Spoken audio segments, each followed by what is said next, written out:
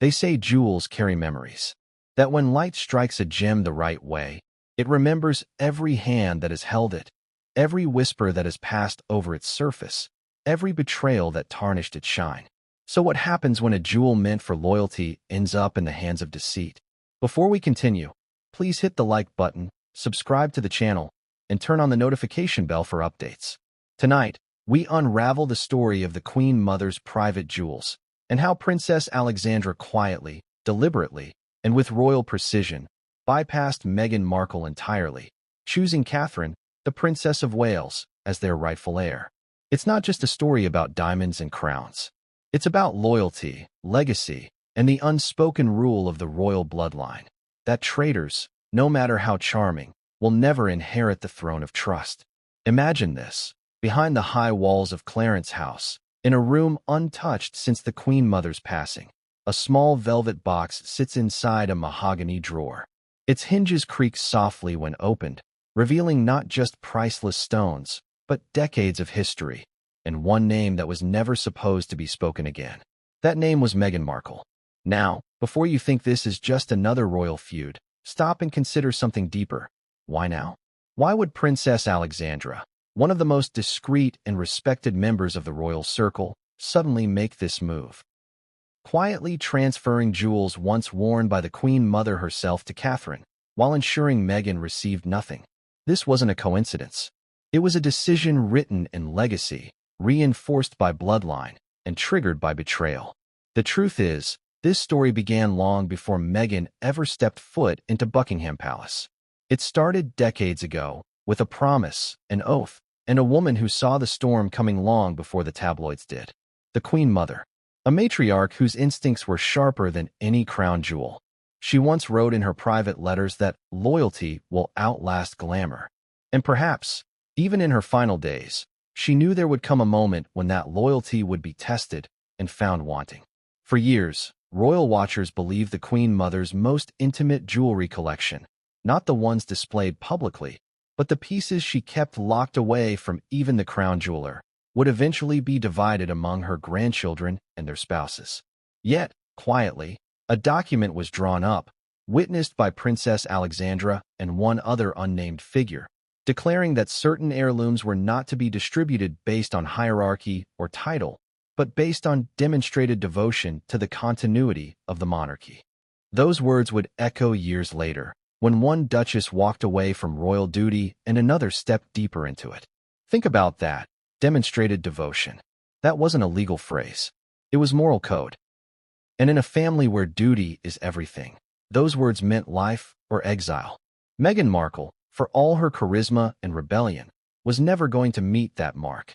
But what no one knew then, not even Prince Charles at the time, was that the Queen Mother left behind a sealed envelope, marked with her crest and a single instruction: to be opened upon crisis.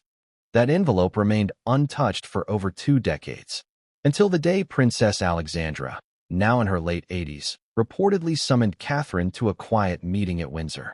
No staff, no photographers, no public record. Only 2 women and a letter written by a ghost from another age.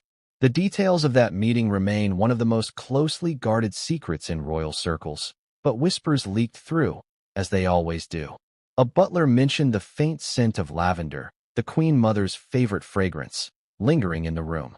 Another source claimed Catherine left the meeting visibly moved, holding a small wooden box wrapped in a white ribbon. Inside it, the Queen Mother's private jewels, untouched for decades. Why Catherine? Why not Prince Harry's wife, who once proudly bore the title Duchess of Sussex and claimed to modernize the monarchy? The answer lies in a single word: trust. Catherine had earned it, over years of quiet service, restraint, and grace under scrutiny. Meghan had lost it, in headlines, interviews, and accusations that rattled the very institution she once vowed to represent. Royal tradition isn't just about crowns and tiaras. It's about continuity, the unbroken passing of heritage from one loyal heart to another. And that continuity was something the Queen Mother cherished more than life itself. To her, the jewels weren't possessions, they were promises. Promises made to those who would protect the dignity of the throne.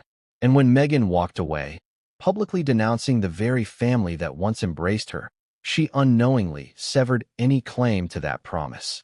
Let's rewind for a moment. Back to when Meghan first entered royal life. Radiant, confident, adored by the public.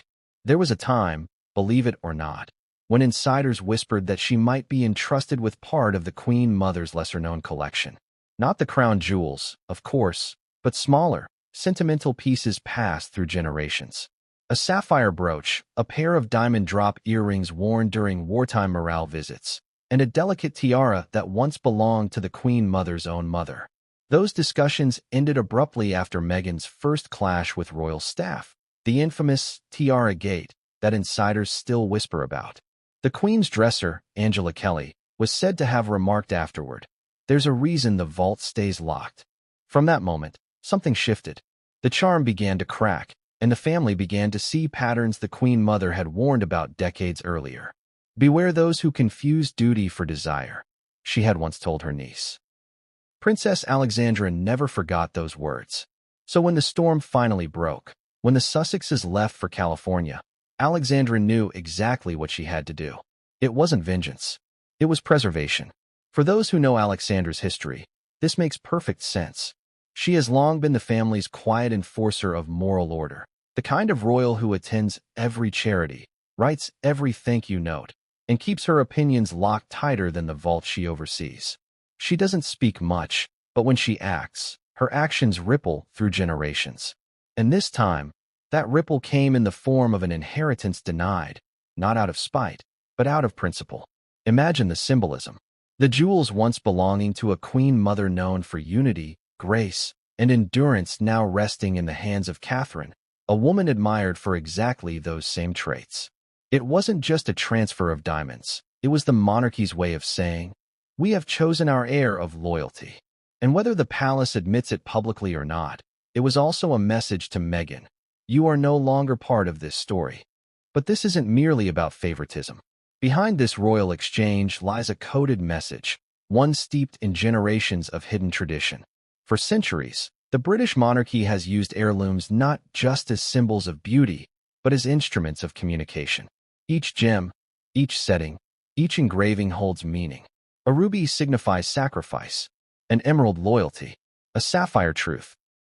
So when Catherine was seen at the recent state banquet wearing a sapphire brooch that had not been seen since the Queen Mother's reign, experts immediately recognized the signal. Truth has triumphed over deceit. And yet, this act didn't happen in isolation. It was triggered, strategically, at a time when Meghan was preparing for her own major rebrand in Hollywood, reportedly working on a new documentary exploring modern royal femininity. Coincidence? Or royal timing at its finest? You decide. Catherine's acceptance of the jewels wasn't a boast. She wore them with quiet dignity, knowing exactly what message it sent. The palace didn't issue a statement. They didn't need to. The symbolism spoke louder than words. In a single appearance, Catherine embodied what the Queen Mother once called the sacred calm of the crown. Meghan, meanwhile, found herself trending for all the wrong reasons, left out of every royal mention, her legacy eclipsed by the very woman she once subtly mocked as buttoned up. Here's the irony. Meghan once claimed that titles and treasures don't define worth. But when the treasures finally changed hands, her silence was deafening.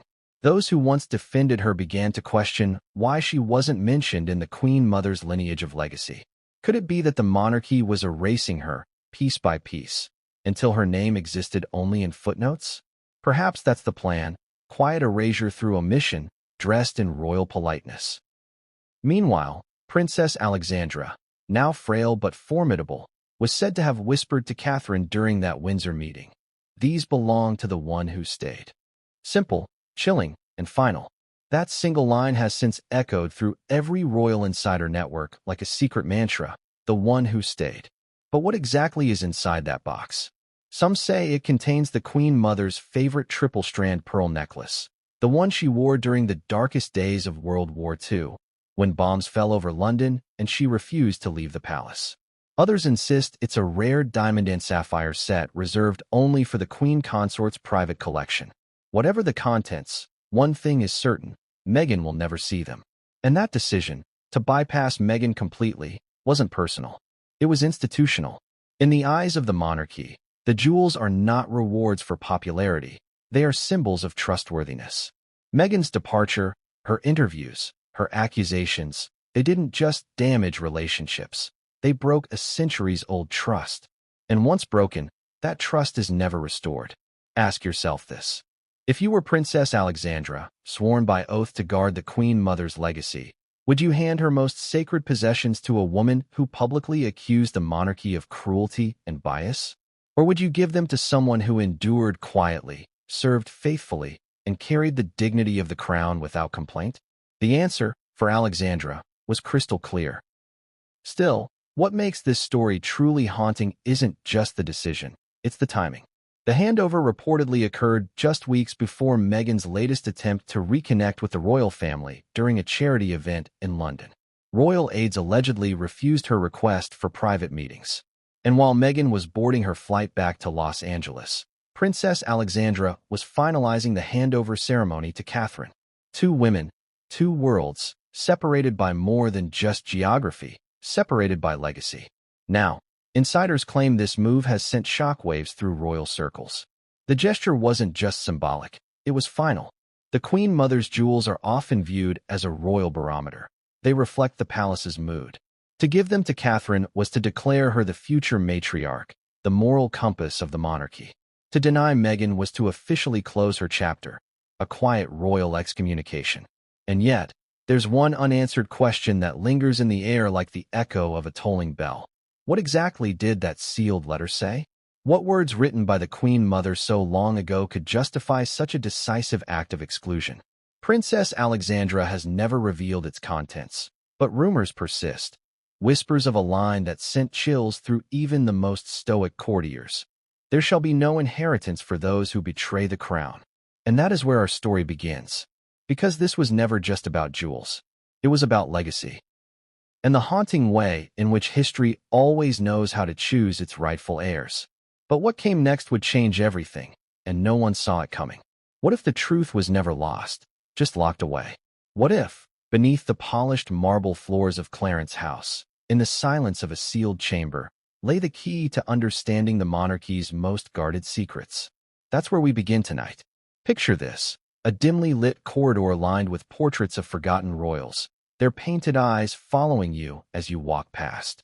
The air smells faintly of old velvet and furniture polish. At the end of that corridor stands a heavy oak door, its hinges reinforced, its keyhole large enough for only one ornate, brass key. Behind that door is what palace insiders whisper about in hushed tones, the Vault of Secrets. It isn't a room tourists ever see. It's not even listed in official floor plans. Only a handful of people alive know it exists. Princess Alexandra is one of them. And it's here, deep beneath the world's most photographed palace, where the Queen Mother's private collection has been kept, untouched, unspoken of, unseen, for over 2 decades. They say Alexandra visits the vault twice a year, always alone. No aides, no security detail beyond the door. When she emerges, her face is pale, her eyes distant, as though she's communed with ghosts. For years, no one questioned why she did it. Until now. Because when she opened that vault for the final time last spring, she wasn't alone. Catherine was with her. Let that sink in. The future queen, stepping into the one place even kings tread lightly. What did Alexandra show her? What did she say in that moment when history shifted hands? To answer that, we must understand what this vault truly represents. The Vault of Secrets isn't just a jewelry chamber. It's a sanctuary of the monarchy's memory.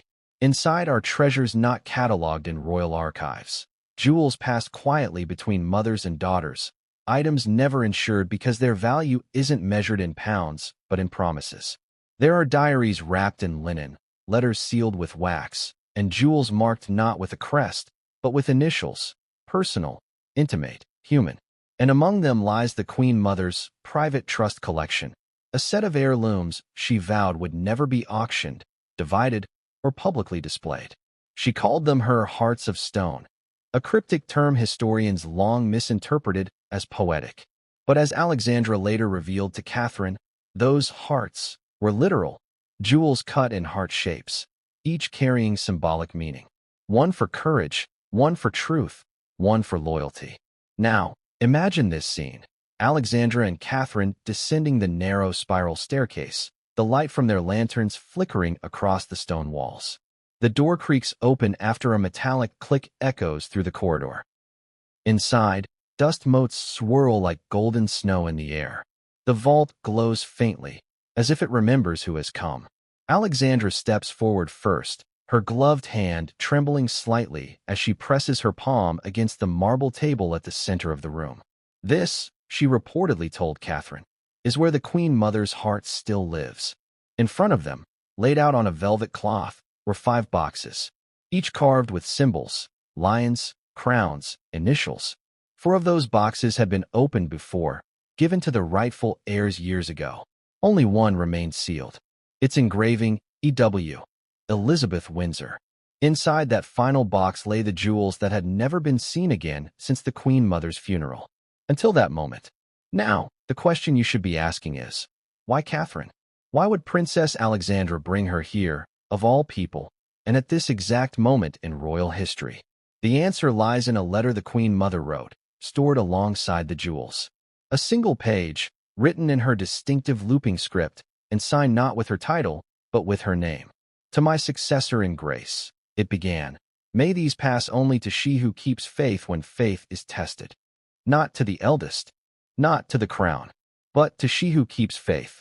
That letter was a test, a prophecy, perhaps, written for a moment of betrayal the Queen Mother foresaw decades before it arrived. Now imagine Princess Alexandra, her voice steady but tinged with emotion, reading that line aloud to Catherine, whose eyes widened in disbelief.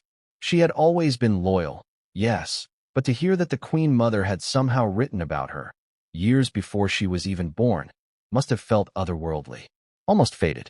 But as Alexandra lifted the lid, something remarkable happened. There wasn't just jewelry inside, there were photographs. Old, sepia-toned portraits of the Queen Mother with her daughters, Queen Elizabeth II and Princess Margaret. And tucked between them, a much newer one, a candid photograph of Catherine herself, smiling during a charity visit to Scotland years earlier. Someone had placed it there later, deliberately. Who? And why? The royal staff swear no one had entered the vault in years. Could it have been Alexandra herself, foreshadowing this moment? Or was someone else moving pieces on this board long before we realized it? It's here that the story takes its first strange turn. Because as Alexandra revealed, the vault wasn't just protected by locks, it was guarded by oath. Every generation, one royal woman swore to preserve its contents until a crisis of loyalty arrived. That crisis, Alexandra said softly, had already come. Meghan was the test, she admitted. And she failed. Those words, simple yet devastating, echoed off the stone walls like judgment. The vault was not merely a place of storage, it was a weighing scale. Meghan Markle had been weighed in the balance of tradition and found wanting. But what does failure mean in royal terms? It doesn't mean rebellion. Royals have rebelled before. It doesn't mean speaking out. Even Diana did that. Failure, in royal terms, means something far more serious, breaking the chain of trust. The Queen Mother believed that once that chain is broken, the family ceases to be a family and becomes a spectacle. And for a woman who had seen the monarchy through war and scandal, that was unforgivable. Catherine, by contrast, represented everything the Queen Mother once admired in her own daughter: endurance, patience, silence where others shouted. Alexandra knew that handing over the jewels to Catherine wasn't just symbolic, it was a restoration. Now, let's pause for a moment. Think about the gravity of that decision. The Queen Mother's jewels, locked away for 20 years, handed to a woman who was not of royal blood, but had proven herself more royal in spirit than those born into it. The message couldn't be clearer. The monarchy had made its choice, not through press releases, but through legacy.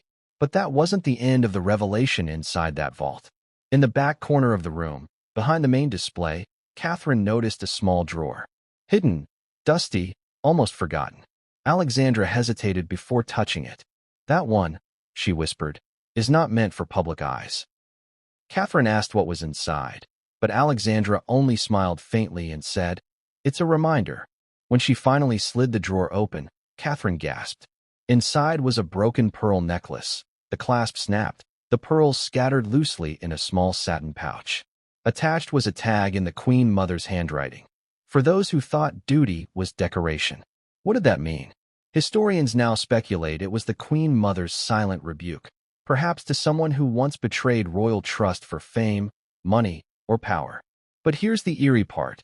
That note was dated 1949, long before Meghan Markle ever existed. So how could it feel so pointed, so precise, as if written for her? Maybe because history has a way of repeating itself, especially in families that refuse to learn. Alexandra carefully placed the pearls back into the drawer and turned the key. "We keep that," she told Catherine, "to remember what happens when vanity outweighs service." And right there, Catherine understood. This wasn't just an inheritance. It was initiation. The Queen Mother had created a code that only the most loyal could interpret. Every jewel was a message, every decision a warning. Catherine was not just being given jewelry. She was being entrusted with the monarchy's moral compass. As the vault door creaked shut behind them, Alexandra reportedly paused and whispered, "From this day, you carry her silence." Her silence. The Queen Mother's silence. The same silence that had kept the monarchy standing when the world wanted to see it fall. It was more than a gift. It was a command. And yet, as the two women ascended from that dim chamber into the golden light of Windsor's hallway, neither realized that someone else had already learned of their meeting. Someone outside those stone walls, watching, waiting, and ready to turn that private moment into public ammunition. Because secrets like these don't stay buried forever. And the moment the vault closed, the leaks began. But what came next would drag the monarchy back into the spotlight, exposing the private handover that was never meant to be seen, and forcing the world to ask a question that would shake the palace to its core. Who told Meghan Markle about the vault? And why? The answer would ignite a scandal far greater than anyone imagined. Every story of power has two sides, the one who ascends quietly and the one who burns while reaching for the crown. Catherine's rise wasn't dramatic. It wasn't marked by fiery speeches or public defiance. It was slow, graceful, deliberate, like the steady climb of the sun after a storm. Meghan's, on the other hand, was a supernova, brilliant, sudden, and destined to implode. When news of the secret vault began leaking through palace corridors, the whispers didn't ask if Catherine had been chosen. They asked why Meghan wasn't. And that question, innocent on the surface, was far more dangerous than anyone in Kensington dared admit. Think about it. Two women, same era, same spotlight, yet entirely opposite energies. One rooted in quiet duty, the other in restless ambition. The monarchy, a centuries-old organism that survives through restraint, was never going to embrace a disruptor for long. But for a brief, electric moment in time, Meghan Markle had the world in her hands, and she mistook the applause for acceptance. Let's rewind to 2018, the year the fairy tale began. The chapel bells, the radiant bride, the global fascination. Meghan wasn't just marrying a prince. She was rewriting a story centuries old. The public adored her. The press crowned her the modern duchess. Even Catherine, poised and warm, extended genuine welcome. There were smiles, laughter, and shared moments that seemed to promise a new kind of royal sisterhood. But beneath the surface, small cracks were already forming. Catherine had spent nearly a decade learning the palace's most unspoken rule. Power in the monarchy doesn't shout, it waits. Meghan never learned that. Where Catherine moved with caution, Meghan moved with conviction. Where Catherine said little, Meghan said too much. And in a family where silence is strategy, words can be weapons. Insiders recall one particular evening, the now infamous bridesmaid fitting incident. What began as a disagreement over dress fabric turned into tears, accusations, and a press leak that would haunt both women for years. Meghan claimed she was the victim. Catherine never responded publicly. And that silence, once again, made her the victor. The Queen Mother would have approved. Here's what few people realize. In royal politics, perception is everything. Meghan's candor, meant to win hearts, was interpreted as rebellion. Catherine's composure, often mistaken for coldness, became her strongest shield. The crown doesn't reward emotion, it rewards endurance. And endurance is exactly what Catherine mastered. She knew when to smile for the cameras, when to retreat, when to make her presence felt without saying a word. Over time, that consistency built something Meghan's star power couldn't sustain: trust. Now picture this contrast. Meghan dazzling Hollywood producers with talk of redefining royal womanhood, while Catherine quietly kneels beside children at a hospital opening, her hair tucked behind her ear, speaking softly to parents who've lost everything. Which image, do you think, resonated more deeply with the monarchy's soul? It wasn't glamour, that one. It was grace. As Meghan's global interviews multiplied, so did Catherine's moments of service. When Meghan declared, "I just want to live authentically," Catherine smiled through headlines calling her too perfect. When Meghan accused the palace of coldness, Catherine hosted tea for bereaved families. The contrast wasn't planned, but it was noticed. Then came the tipping point. The Queen's health was declining. The royal household tightened ranks. And somewhere in those tense months, Princess Alexandra began to watch Catherine, not as a daughter-in-law, but as a mirror of the Queen Mother herself. Steadfast, reserved, loyal even when silence hurt. Alexandra's diaries from that period, though never made public, reportedly described Catherine as the preservationist. One line in particular stands out. "She keeps the temperature steady while others burn." That single sentence told the palace everything it needed to know about succession, not of crowns, but of character. Meanwhile, across the Atlantic, Meghan and Harry's transformation from royalty to celebrity was complete. California Sun replaced the chill of Windsor. Interviews replaced audiences. And yet, the further they fled from the institution, the more its shadow followed them. Every word Meghan spoke echoed back into the gilded halls she thought she'd left behind. Each accusation, about racism, neglect, control, cut into the monarchy's pride like a blade. And inside those halls, something ancient stirred. A principle as old as the crown itself. Those who break the code will not share in its inheritance. So when Alexandra made the decision to hand Catherine the Queen Mother's jewels, she wasn't just choosing a successor. She was drawing a line in history. Catherine represented continuity. Meghan represented fracture. The jewels, gleaming in their velvet cases, became symbols of restoration, tokens to remind future generations that loyalty, not lineage, sustains royalty. Still, one has to wonder, did Meghan know? According to one palace source, she did. A call was allegedly placed from a former staff member, someone who had once worked under Alexandra. Meghan's reaction, they said, was explosive. "She always gets everything," Meghan reportedly shouted during a conversation overheard by her assistant. "And I'm left with the blame." Whether true or not, that sentiment captures the emotional divide that defined the two women. Meghan saw the palace as a hierarchy to climb. Catherine saw it as a heritage to preserve. The difference was everything.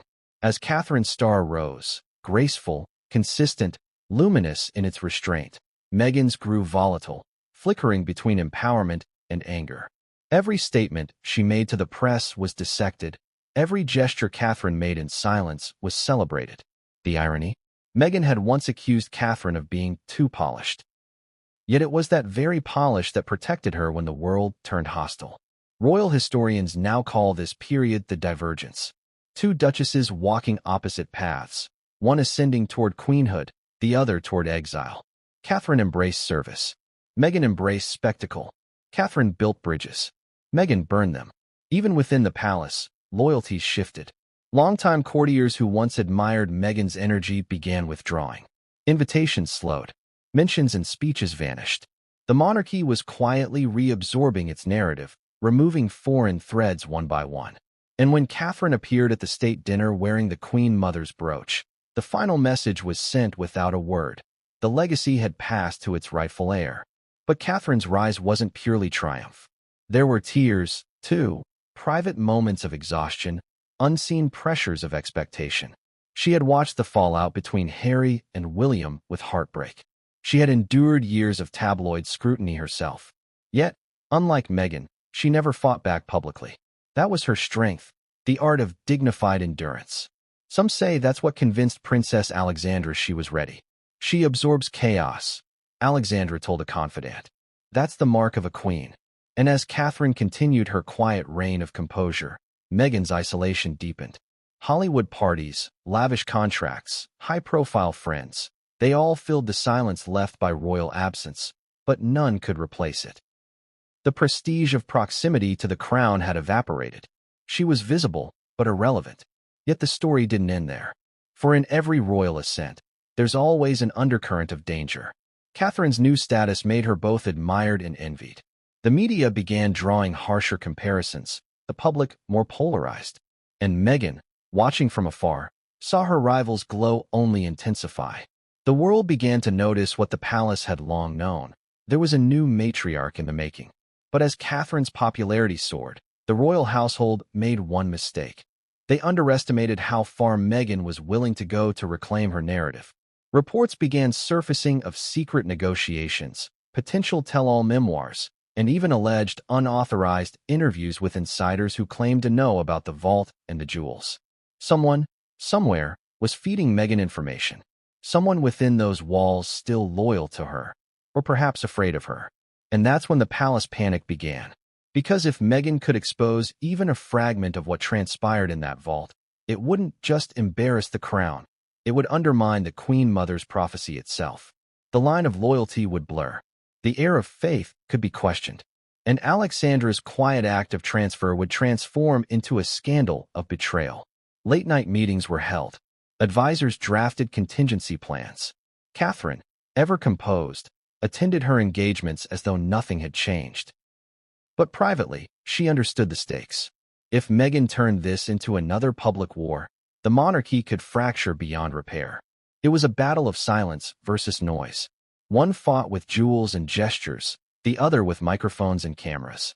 And somewhere between those opposing worlds, the truth trembled. The Queen Mother had once said, "In every generation, one will carry the light, and one will try to dim it." Now, the question hung over Windsor like a storm cloud. Which one of them truly carried the light? The answer was about to reveal itself in a way no one expected, through a single act by Princess Alexandra that would expose just how deeply the Queen Mother's legacy was wired into the monarchy's survival. Because the next revelation wasn't about jewels. It was about an oath. An oath sworn long ago, binding Alexandra to a promise that could never be broken, even if it meant turning against her own blood. And when that oath resurfaced, it would turn the palace upside down. There are secrets that live longer than the people who keep them. Promises so heavy that even time cannot lift them. Princess Alexandra knew this better than anyone else. For while the world saw her as the Queen's gentle cousin, a quiet relic of an older, politer generation, those who knew her well understood she was something far more powerful. The keeper of an oath sworn in the shadows of the monarchy. The Queen Mother had trusted Alexandra with more than jewelry. She had trusted her with her silence. The oath was made decades ago, in a small chapel at Sandringham, on a winter afternoon that smelled of incense and candle wax. Alexandra was only in her 20s then, elegant, poised, her loyalty unquestioned. She had been summoned by the Queen Mother herself, who stood before the altar holding a small, ivory-bound book. The room was empty except for a priest and one trusted lady-in-waiting. "Alexandra," the Queen Mother said, her voice trembling with age but strong in conviction, "there will come a day when our family's blood will be tested, when the crown will bend toward convenience rather than duty. When that day comes, you must remember, the jewels are not treasure. They are truth. And truth must only pass to the one who remains loyal to the crown, not merely in title, but in spirit." Alexandra swore on the cross that she would uphold that command. She didn't fully understand it then. How could she? But the oath bound her for life. And every decade since, she carried that invisible burden, guarding what others thought was just tradition but was, in truth, prophecy. Now, standing in her twilight years, she was watching that prophecy unfold. Meghan Markle's arrival had felt like a gust of wind through the palace. Exhilarating, unpredictable, dangerous. The Queen Mother had warned of such a moment. A woman will come cloaked in charm but hungry for control. It wasn't written in any official document, but it was spoken. And Alexandra had never forgotten it. She had seen it before. The monarchy had always attracted outsiders who believed they could mold it to their will. Wallace Simpson, for one, whose love had cost a king his throne. Others came and went, chasing influence, power, adoration. But none had tested the institution's endurance the way Meghan did. The oath resurfaced in Alexandra's mind when she saw how quickly the foundation cracked. Harry's departure, the interviews, the accusations, they weren't just headlines. They were tremors shaking the monarchy's moral ground. Alexandra watched quietly as the world called it modernization. She called it betrayal. And then came the Queen Mother's sealed envelope, the one marked, to be opened upon crisis. Alexandra didn't open it for years, not even after the Queen's death, not even during Diana's tragedy. She waited, until one morning, a courier arrived at Clarence's house with a sealed note from the private secretary's office. It read simply, "The Duchess of Sussex has resigned her duties." Alexandra's hands trembled as she read it. She knew, instantly, that the time had come. She went to her private study, unlocked a small cabinet, and retrieved the envelope that had gathered dust for 21 years. She broke the wax seal and unfolded the letter inside. The handwriting was unmistakable, the Queen Mother's precise cursive. The letter began gently, almost motherly. "My dear Alexandra, if you are reading this, the crown stands at the edge of its patience. The world will have changed, but the nature of betrayal will not. When charm overcomes duty, the crown weakens. When service is replaced by self, the jewels must not pass. Protect them. Pass them only to she who carries grace without pride." Alexandra wept quietly. It was not sadness she felt, but the weight of finality. The test had come. The oath must be honored. And she knew exactly who the jewels were meant for. When she later summoned Catherine to Windsor, she did so with the solemnity of a confessor. Catherine didn't fully understand why she had been called. She thought perhaps it was for a private luncheon or a family matter. But when she saw the sealed letter and the velvet box resting beside it, she knew this was something far greater. Alexandra spoke little. Her words were sparse, deliberate. "The Queen Mother foresaw this day," she told her, "and she left this with me, to pass to the one who would keep faith." Catherine was humble, hesitant. "I don't deserve such an honor," she reportedly said. But Alexandra smiled faintly. "Deserving isn't the measure. Enduring is." She explained that the jewels, those same ones now glittering quietly in their velvet casing, were never about wealth or beauty. They were symbols of principles. Each piece had a meaning tied to a virtue. The sapphire brooch for truth, the diamond choker for strength, the pearl necklace for humility. The Queen Mother had worn them as shields, not decorations. Alexandra confessed that she had been watching Catherine for years, waiting for signs. "Every generation has its mirror," she said softly. "The Queen Mother saw herself in you long before you arrived. That is why this was written for you." Catherine's eyes filled with tears. "I don't know if I'm strong enough to carry that." Alexandra placed a trembling hand on hers. "You already are." Then, lowering her voice, she told her the part that few have ever heard, the darker side of the oath. For the Queen Mother had also written a warning, one that Alexandra had never shared publicly. "If ever these jewels fall into the hands of one who betrays the realm, their shine will dim forever." Was it superstition, symbolism, or a quiet curse? Alexandra didn't know, but she took it seriously. That's why she had resisted every request from Meghan's camp years earlier, when whispers emerged of the Duchess wanting to borrow historical pieces for charity events. The vault stayed locked, the oath unbroken. When Catherine left that meeting, she carried not only a box of heirlooms, but the invisible burden of a royal vow. She didn't flaunt them. She didn't even wear them in public immediately. It took months before the first piece appeared, a delicate sapphire brooch at a charity gala, small enough to pass unnoticed, yet significant enough to send a ripple through royal watchers. Those who knew the Queen Mother's collection recognized it instantly. Behind closed doors, Alexandra watched the photographs with quiet satisfaction. The oath was safe. The prophecy was alive. But peace never lasts long in the monarchy. Because soon after that event, strange things began happening. Leaked details about the vault appeared online.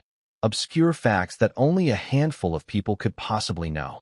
Mentions of sealed letters, of the Queen Mother's coded jewelry.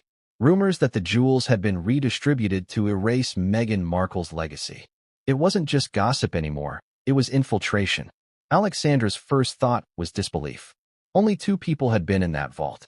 She trusted Catherine implicitly. That left only one possibility.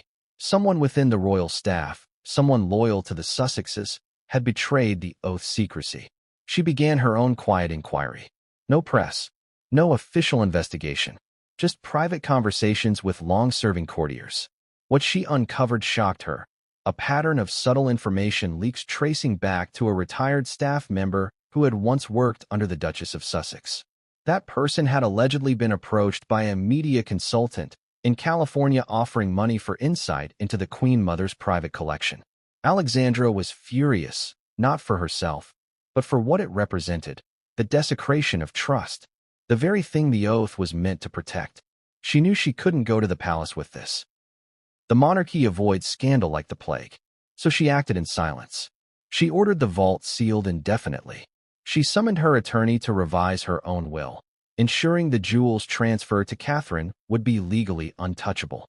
And she burned all remaining copies of the Queen Mother's correspondence, save for one, the letter Catherine now kept locked in her private drawer at Kensington. What she couldn't destroy, though, was the growing awareness that the secret was out. The modern world, hungry for royal drama, was beginning to connect the dots. Meghan's circle knew something had been taken from her. Catherine's circle knew she had been chosen. And the world, as always, prepared to take sides. But Alexandra remained calm. "Let them wonder," she told a close friend. "Truth doesn't need to explain itself. It just waits." Still, one thing haunted her, a recurring dream she'd had since the oath was made. In it, she stood in front of the vault, holding the jewels, and the Queen Mother's voice whispered from the darkness, "One of them will try to take them back." At the time, she thought it was symbolic. Now, she wasn't so sure, because as Meghan's frustration grew, so did her determination to reclaim what she believed was hers. Sources close to her claimed she wanted to rectify the legacy, to redefine royal heritage for a modern era. Those words reached Alexandra through palace channels, and they chilled her to the bone.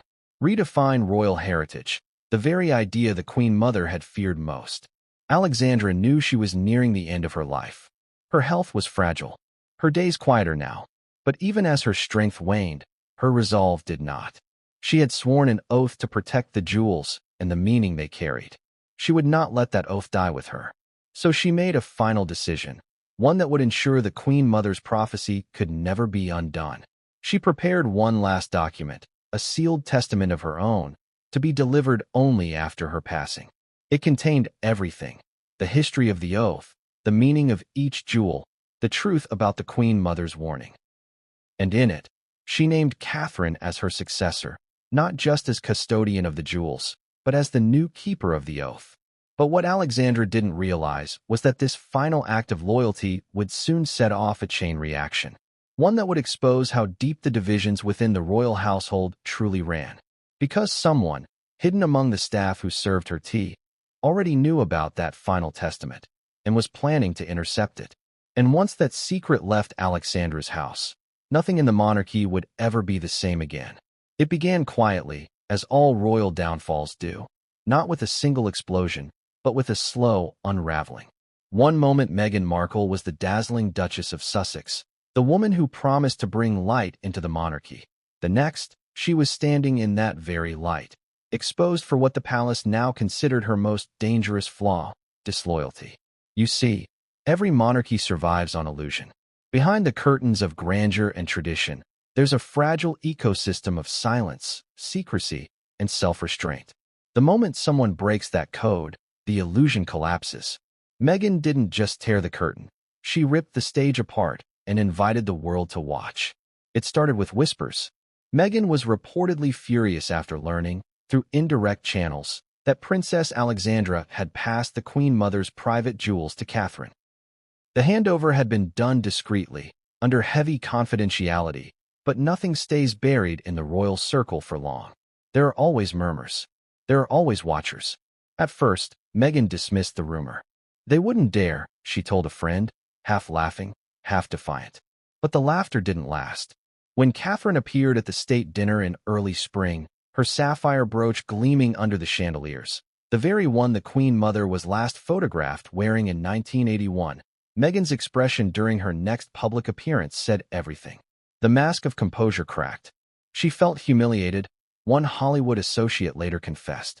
It wasn't about the jewelry, it was about the message. She believed they were sending a signal, that she was no longer one of them. And maybe she was right. For months, Meghan had been working on rebranding herself in America, away from the palace, away from duty. Her speeches now emphasized independence. Her interviews revolved around reclaiming her narrative. But beneath the confidence, insiders say, there was bitterness. She missed the royal platform. She missed the reverence. The jewels Catherine now wore were symbols of the world Meghan thought she could modernize, and instead lost forever. The descent began with small missteps. A pointed comment in a podcast about people who hide behind family duty. A subtle jab in an interview where she said, "Some inherit loyalty, others must build it." Each remark, meant to sound philosophical, felt like a veiled attack. The palace noticed. Then came the Vanity Fair article. An anonymous source, later identified by investigators as someone from Meghan's close circle, leaked that Meghan had been unfairly excluded from the Queen Mother's jewelry legacy, calling it an act of institutional pettiness. The story went viral overnight. Social media split in two. Her fans rallied behind her, while royal loyalists erupted with fury. The palace released no official statement. They didn't need to. Silence, again, spoke louder than outrage. Catherine, meanwhile, carried on as though nothing had happened.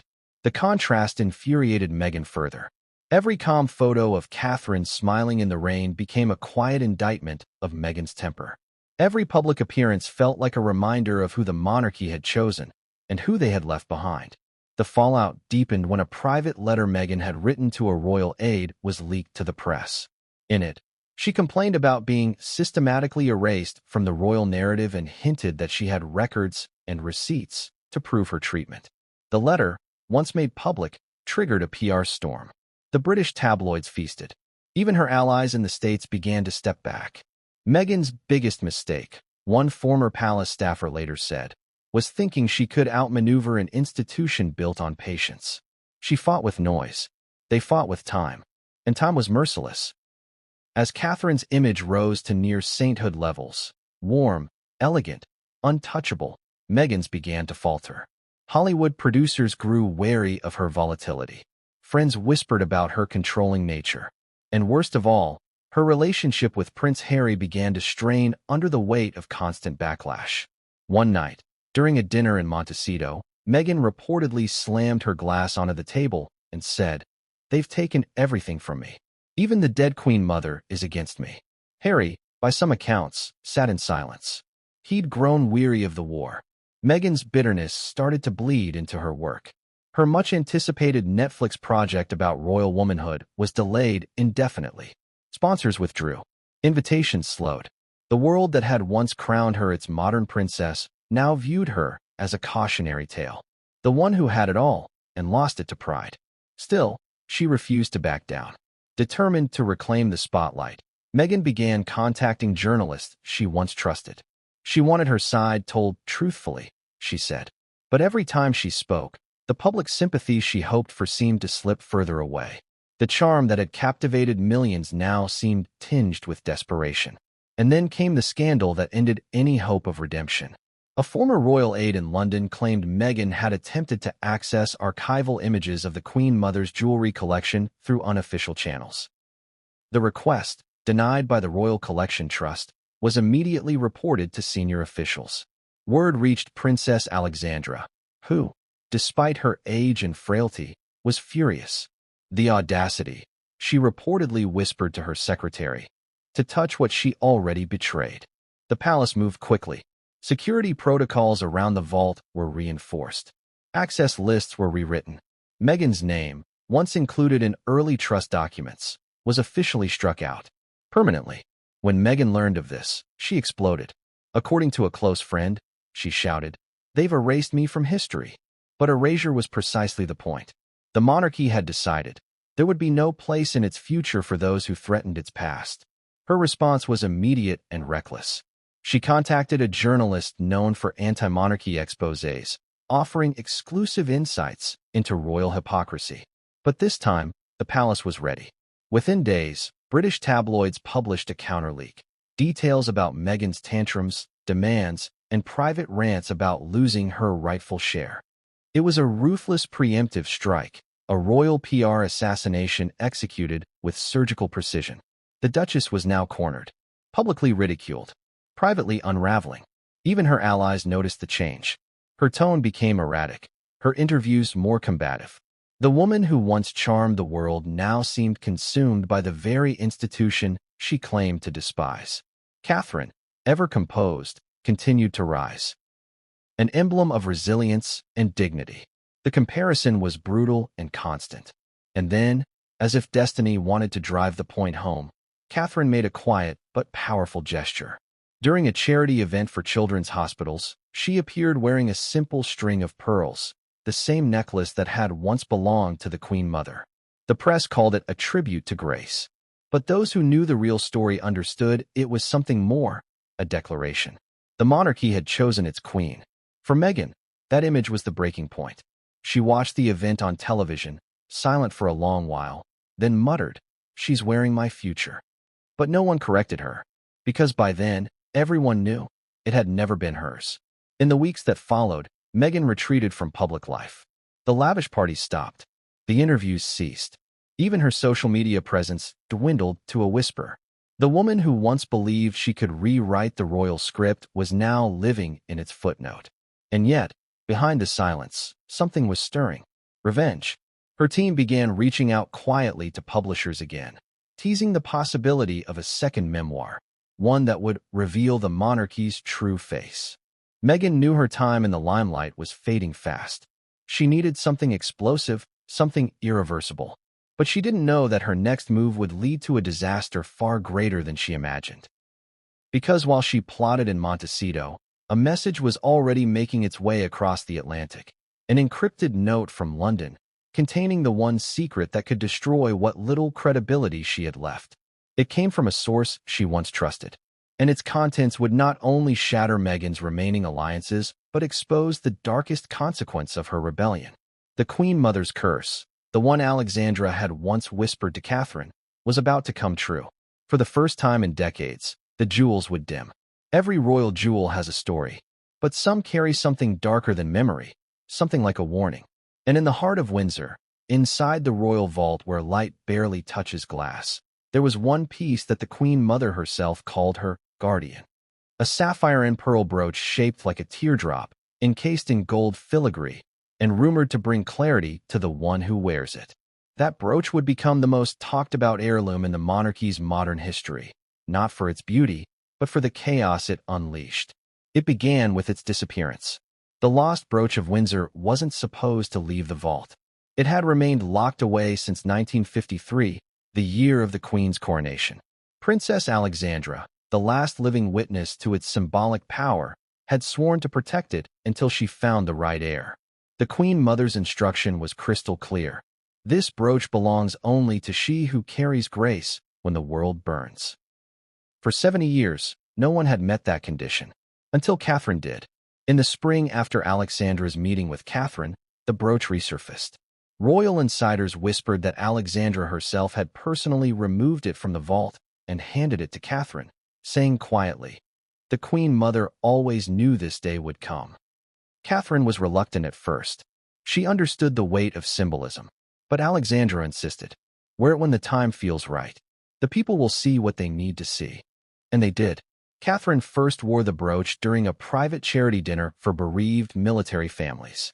Cameras weren't allowed inside, but a single photograph, captured by a guest, leaked online days later. Catherine was seen speaking to a widow, her hand resting over the sapphire brooch pinned near her heart. The image went viral. The tabloids called it the return of grace. The next morning, the palace press office was flooded with calls asking if the brooch was indeed the Queen Mother's. The palace, true to form, refused to comment. But silence in royal circles often confirms what words cannot deny. Across the ocean, Meghan saw the image too. She stared at that photo for hours, a friend would later say. Not out of admiration, out of fury. That brooch represented everything she wanted the monarchy to acknowledge. Her struggle, her vision, her right to be seen as equal. Instead, it became a symbol of everything she lost. That fury would set in motion the most dangerous decision of her post-royal life. Meghan began calling old contacts, journalists, stylists, even jewelers who had once worked for the royal household. She wanted proof. Proof that the brooch had been promised to her. That somehow, through paperwork or inheritance lists, she had been wronged. But there was no proof. There never was. The Queen Mother's will had been written in elegant secrecy, her private collection separated from the official crown jewels. No public record, no inventory lists, just trust. And trust had never been Meghan's strong suit. Still, she pressed on. A few weeks later, an article appeared in an American gossip magazine. The headline screamed, "Royal treasures taken from Duchess. Crown hides Queen Mother's private gifts." The story claimed Meghan had been promised access to specific heirlooms, including a sapphire brooch symbolizing renewal and reconciliation. It was a lie, but a clever one. It painted Meghan as the wronged party, the exiled duchess deprived of her rightful inheritance. The palace ignored it, as always. But Alexandra didn't. When she saw the magazine, she reportedly slammed it onto her desk and said, "She's trying to rewrite prophecy." Those words, overheard by her assistant, sent chills down the hall. Because for Alexandra, this wasn't just about jewels. It was about the Queen Mother's warning coming true in real time. "If ever the unworthy tries to reclaim what was not given," she had written, "the family's peace will fracture." And fracture it did. The lost brooch of Windsor became a lightning rod for tension between London and Montecito. Each public appearance by Catherine wearing it ignited new rounds of speculation, think pieces, and social media wars. Meghan's followers accused Catherine of flaunting privilege. Catherine's defenders called Meghan a hypocrite. But behind the noise, something stranger was happening, something that no one outside the palace knew. The brooch went missing. Yes, you heard that right. One evening, after a high-profile diplomatic banquet, the Queen's dresser discovered that the sapphire brooch Catherine had worn earlier was no longer in its case. Security cameras showed nothing unusual. The jewelry inventory logs were clean, and Catherine herself was reportedly devastated. It vanished between dinner and storage, a royal aide said later. No alarms, no signs of tampering. Just gone. The palace immediately initiated a discreet internal investigation. Rumors swirled that the brooch had been stolen, or worse, deliberately removed by someone with inside access. And among the staff, one name began to surface in hushed tones: a former assistant who had once worked for Meghan Markle. The investigation revealed that this individual had recently returned to the UK for family reasons and was spotted near Windsor Castle days before the banquet. Coincidence? Perhaps, but royal insiders don't believe in coincidence. When confronted, the former aide denied everything, claiming they hadn't even entered the castle grounds. But surveillance logs painted a different picture, one of access attempts, encrypted messages, and unexplained communication with a foreign journalist known for running Meghan-friendly stories. The palace didn't release the findings publicly, but the implication was clear. Someone connected to Meghan had crossed a line that could no longer be ignored. Meanwhile, Catherine was distraught. Alexandra, upon hearing of the disappearance, fell ill shortly after. "It's begun," she whispered from her bed. "The jewels are dimming." Superstitious or not, the phrase haunted those who heard it. For weeks, Catherine avoided wearing any heirlooms, choosing modest jewelry instead. She said nothing, but her eyes told the story: fear, guilt, disbelief. She had carried the Queen Mother's legacy with pride, and now it seemed to be slipping away under the shadow of controversy. Then, just when the tension reached its peak, something extraordinary happened. A letter arrived at Clarence's house, and signed, typed, with one cryptic line. The brooch was never lost, it was reclaimed. Attached was a photograph of the sapphire brooch, resting on a lace handkerchief. The photo's metadata traced back to a Los Angeles IP address. The palace froze. To Alexandra, bedridden but lucid, this was confirmation of the Queen Mother's warning. "She's taken the Guardian," Alexandra said, voice thin but firm. "And when the Guardian leaves the crown, truth will demand payment." The message was passed quietly to Catherine, who was reportedly shaken. She didn't want to believe Meghan had anything to do with it, said a friend close to the family. But deep down, she knew this wasn't about jewelry anymore. It was a declaration of war. The British tabloids never learned of the missing brooch, at least not officially. But fragments of the story leaked in whispers, claims of a missing royal heirloom, an internal panic, the shadow of the Sussexes. The palace's silence only added fuel to the fire. Weeks later, a courier delivered an anonymous package to Kensington Palace. Inside was the sapphire brooch, untouched, polished, wrapped in blue silk. No note, no explanation, just the quiet return of what had been taken. Catherine's heart sank when she saw it, because somehow its beauty felt colder, as if it had been drained of something invisible. She showed it to Alexandra, who by then was too weak to rise from bed. The old princess touched it gently and whispered, "The shine is gone." The guardian's warning fulfilled. That night, Alexandra's health declined rapidly. Within days, she passed